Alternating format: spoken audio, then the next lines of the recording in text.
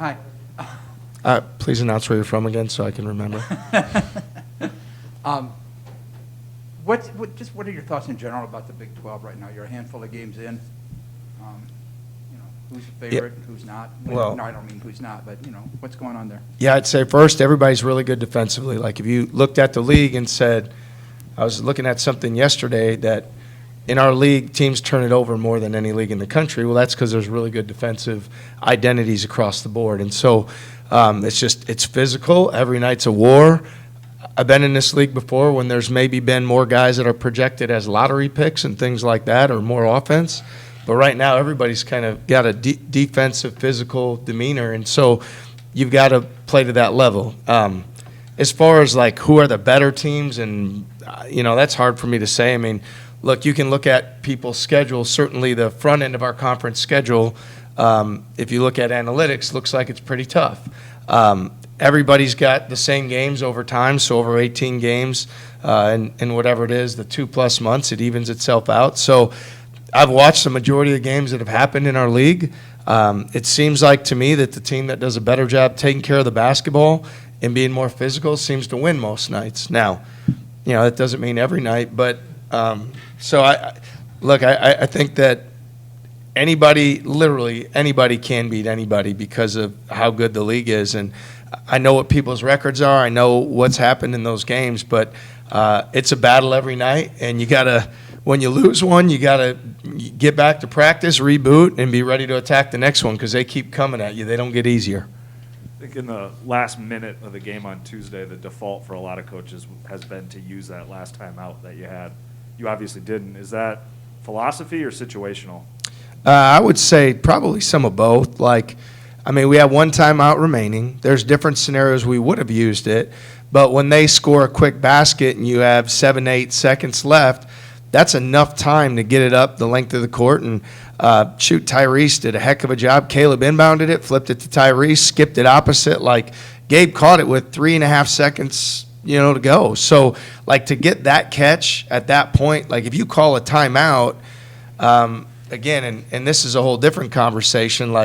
In the NBA, you get it at midcourt. Well, if we call a timeout there, they're certainly going to slow the ball down or make us throw a long pass that's in jeopardy of being disrupted. So we feel like that was in our best interest. If we had to do it all over again, we'd do the exact same thing. Because I'll always believe that you put the defense at more of an advantage later in the game when they get to set up, have the guys out there they want, have the switching that they want, the disruption that they want. So I was pleased with the opportunity that we got, and we wouldn't change a thing. Do you have to make that decision before a game, philosophically? Because if you're trying to make that in real time, you're probably putting a lot of pressure on yourself to make a quick decision under a lot of pressure. I do. It's important that you think those things through ahead of time, and that you have both philosophy, situational. You could have certain guys fouled out. They could have certain guys out. There's a lot of independent variables, but I think as you go into every game, I don't think coaches are deciding foul up 3 or not up 3 late in the game. I don't think coaches are deciding if they're going to use a timeout there or not. You have your way that you do things and what you believe is in your best interest. And when you are in the heat of the moment or the battle, you go with what you've worked on or what you believe in. And so I do think game to game you have to evaluate whether you always do the same thing or if depending on the game and the opponent, home, road, whatever, that factors in.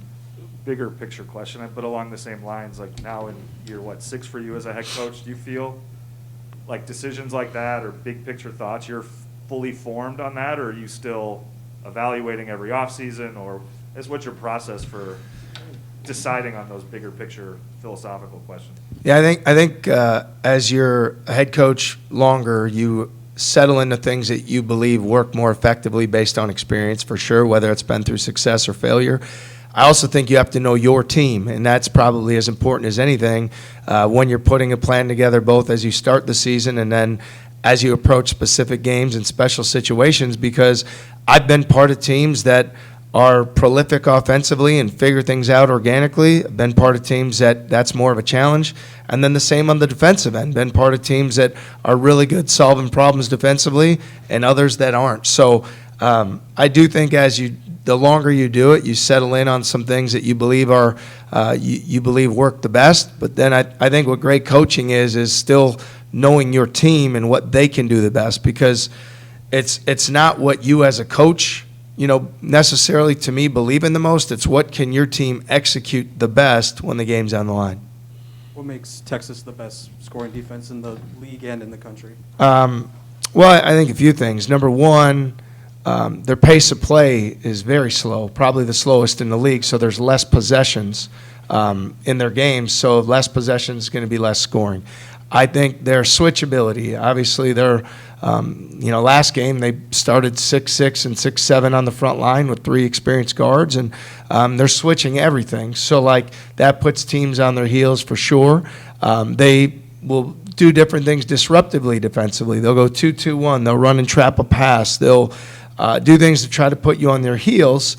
And then also offense goes into that too. They run more motion concepts for the most part, so their offense isn't necessarily like a quick strike unless they turn you over. So part of having a good scoring defense is playing a slower pace if you're going to look at just the points per game, because certainly if you look at the teams that play fast, the other team's going to score more as well. So it all goes hand in hand for them. It's the pace of play. It's how they play offense.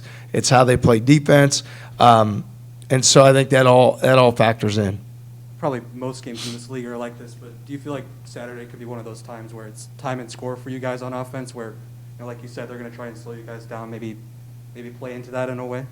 Yeah, and I know that, for us, I'm aware that Texas Tech had a couple guys out when we played them, but that was a physical, gritty game from start to finish. I know it wasn't like a masterpiece if you're a fan in terms of space and pace basketball, but I'd say that everybody that asked questions about how ugly that win was last week is probably saying that was a pretty good win now, because that same team has shown that they can do that. So to me overall, I just think that night in and night out, you've got to figure out, what can make your team successful. And so we get asked, are we trying to play faster, slower? We're trying to play a way that gives us the best chance to win. And we believe that that's with a lot of physicality and ball pressure, rebounding, and ball toughness. And when we do those things, we're going to be successful more often than not. TJ, despite the tough finish Tuesday, you and the team seem, pretty encouraged post-game from, the resilience, the fight of that, obviously. What can you take from a stretch like that, both applying to tomorrow and also the rest of conference season? Well, when you go on the road, there's certainly different stressors and environment, and, playing there is as tough as probably anywhere in the country to play. And so what happens is when you get down, you have a choice to make. You either doubt yourself, question yourself, get on your heels, become tentative, or you dig in and find a way. And, we were down 9, with whatever it was, 7-8 minutes to go, and we had a choice to make. And our guys decided to dig in, start getting some stops, be more stubborn, and then it kind of came around for us. And we had some timely offense late, both by Brockington and others, to put us in position to have a chance to win. So there's no moral victories. We're not encouraged by close losses. We're, as much as I respect, their program, we're not there to just, hey, give it a good try. We're there to win. But to me, how I'll always gauge our guys is how hard did we fight? How physical were we? Did we value the basketball? Were we tough? Were we resilient? Did we keep competing? All those things happened, and I know that after, doing this long enough, if you do that every single night, the outcomes are going to go your way more often than not. TJ, at least one Iowa State coach before you, going back to what Heinz was talking about, at least one Iowa State coach before you has advocated for the NBA rule on that timeout stuff late. What are your thoughts on that? It'd just be interesting to me, basketball is so unique that why all the rules aren't unified, I don't have a good answer for it. I'm not some deep thinker, but it's odd that three-point lines are different, that timeout rule is different, that you would think you would want similar rules. I don't know if there's another sport that the rules change based on international, women's, college, pro, whatever they are. My job is to figure out how to use utilize the rules to the best of our ability to be successful. So I wouldn't say I have a specific opinion. Certainly if you have an NBA background, like potentially one of our other former head coaches did, you want the thing that you're more familiar with. To me, it's not necessarily that as much as, I would like to see the game be the same across the board for sure. To go back to Tuesday for a second, I think you and a lot of coaches preach confidence to your players, and then some coaches in the same situation you were in Tuesday night will call a timeout and try to orchestrate every movement there. Do you think players notice that you're giving them the freedom to go execute a game-winning play? I do. Like your actions speak louder than what your words say, right? And so, like, let's just use Isaiah Brockington, for example. Certainly, we've seen him continue coming into his own offensively, and that's not something he had done before. So it goes far deeper than just saying be aggressive. Like, I'm sure they were saying that. And so when you get in those situations and you tell your players you trust them and believe in them and go make the right play, I feel like you could see that our guys had that confidence. Caleb got it in quickly. Tyrese flew it up. Jazz and Gabe are running on the backside. There wasn't a hesitation. And so I think when there can be times as a coach that you like overcoach it and that there's so much structure that the players feel like they don't have the freedom to trust their instincts. And we want that blend. Certainly we want to give them structure and framework where they can be successful. But in those key moments, we've had a lot of them with Brockington late where he's made some impactful shots. We don't want him looking at us like we're going to, we have some magic. We just want him to be confident and go make the play and make the shot. And we've been fortunate in some close games that Isaiah's gone and done that for us. So we want our whole group to have that confidence, and I think that's important at that point in the game. Do they know who's shooting that, or is it just kind of whoever, if he was guarded, could it have been Jazz, could it have been Caleb? Yeah, there's certainly different plays that could have resulted from it, and they loaded to the ball, right? So Tyrese had three guys essentially collapse on the ball, so he wisely skipped it opposite. And, Jazz is running on that backside too, so all of a sudden, he could be the guy opener. Isaiah could be trailing the play. So, three guys can collapse. Caleb can be running behind. So there's a lot of scenarios that could have resulted. I would say this, like Gabe was 4 for 8 from 3 at that point. He literally just made a shot from that exact same spot, maybe a couple inches one way or another.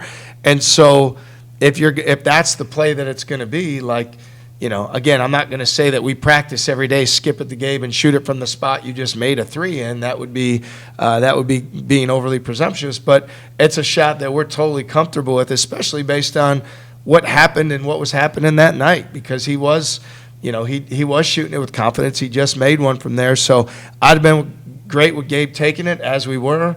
If he'd have decided to take a one dribble pull up, fine. If he'd have moved it, fine. But Tyrese made a really great play. And we've got to take, the shot that presents itself at that point. How do you feel like that confidence for Gabe can move forward? Obviously, from 3, he's had his ups and downs this season. Yeah, no, we have tremendous confidence in Gabe. Gabe is somebody that, from what I've seen, when he's playing elite defense, he's cutting hard, he's staying aggressive, things go his way. And so I was happy to see, look, the first, shot or two didn't go his way on Tuesday. And sometimes guys can kind of get in their own head, and I was happy that he kept powering through it, and how he carried himself, his court demeanor, and his confidence was great. So, look, Gabe's had a lot of impactful college games, and he's got more in front of him. We want him to continue to stay confident and be aggressive, and then take those opportunities when they present itself. And I was happy to see him do that on Tuesday.